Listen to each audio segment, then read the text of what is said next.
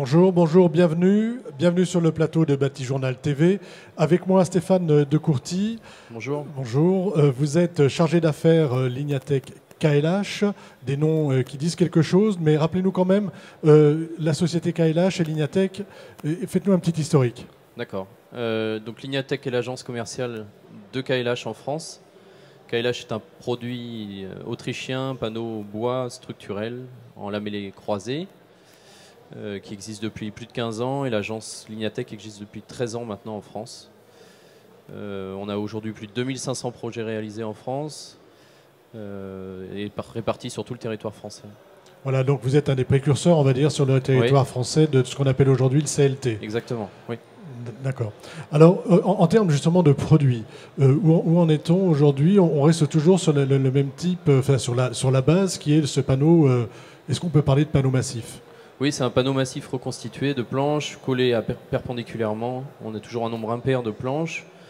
Donc un panneau très stable dimensionnellement, utilisé en mur, plancher, support de toiture, avec les avis techniques qui évoluent dans ce sens-là, en augmentant son domaine d'emploi. Mur plancher traditionnellement et maintenant support de toiture, étanchéité, toiture accessible de plus en plus. D'accord, alors on va partir un peu après sur les évolutions produits et sur les évolutions d'utilisation.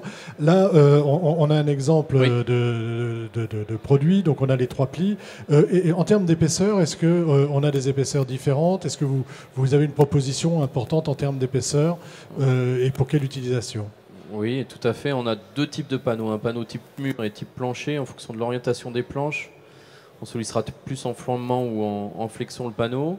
On commence à 60 mm en 3 plis et on va jusqu'à plus de 300 mm en épaisseur. Les fortes épaisseurs sont souvent pour le plancher et le mur, on est autour de 10 cm d'épaisseur.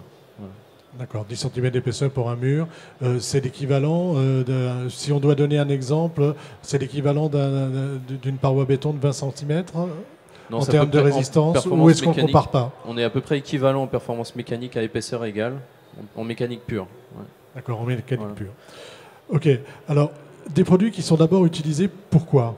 Au départ, quand vous arrivez il y a 15 ans sur le marché français, quelle est leur utilisation principale? La première utilisation, ça a été la maison individuelle en plancher, mur, concept global de la superstructure. Et depuis, le produit évolue plus sur que du plancher ou refend pour des fortes descentes de charge. Ou ensuite, le bâtiment de grande hauteur pour reprendre des charges importantes et du sismique aussi. Donc vous vous intéressez aux bâtiments de grande hauteur. Oui. Qu'est-ce qu'apporte un produit comme celui-ci sur ces bâtiments? Il apporte une stabilité dimensionnelle importante du fait de croiser les planches. On a un matériau très très stable, donc on peut à la fois contreventer le bâtiment et ensuite il apporte bien sûr son intérêt thermique du bois. On est une bonne conductivité thermique et puis on est étanche à l'air, on isole par l'extérieur, donc on apporte tout de suite un bâtiment très performant.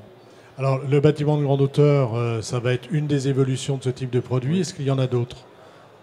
On a de plus en plus de projets de bureaux, de RP scolaires, tout type de RP de plus en plus, oui. Alors on s'intéresse aussi, je crois que vous vous intéressez aussi à la façade. Oui. Ou en tout cas à la rénovation des façades et à la création à la manière d'épaissir, on va dire, les façades. En tout cas, le parc existant demande une rénovation thermique et donc on a à la fois une extension du bâtiment et une rénovation thermique de la paroi. On a eu pas mal de projets comme ça où on agrandissait le bâtiment et on amenait une étanchéité à l'air de l'ossature extérieure. Oui.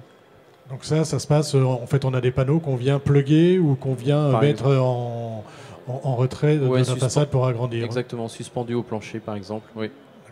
Et en termes de produits, est-ce que ces produits évoluent? C'est-à-dire, est-ce que vous avez une autre offre que finalement ce produit-là? Est-ce que vous allez préparer des planchers, ou je pense aussi éventuellement à la toiture? Est-ce qu'il y a des choses comme ceci? Tout à fait. Déjà, nos clients, les charpentiers, peuvent valoriser eux-mêmes déjà le produit. Ça se fait de plus en plus. Ensuite, nous, on peut proposer des panneaux en plancher, en support de toiture pour la grande portée, où on colle structurellement des poutres lamellées collées, par exemple, à anthrax constant pour augmenter la raideur du panneau et pouvoir proposer des portées d'au-delà de 7 mètres. On retrouve souvent ça en scolaire, en ERP, beaucoup en bureau, pour pouvoir permettre des portées supérieures à l'existant en panneau seul. Voilà. D'accord, bah écoutez, merci beaucoup pour nous avoir expliqué un peu ce qu'on pouvait faire aujourd'hui avec le panneau CLT. Et on est passé de la maison individuelle à tout type de bâtiment, c'est ce qu'on peut dire? Exactement. Voilà. Merci Merci beaucoup. à vous. Au revoir.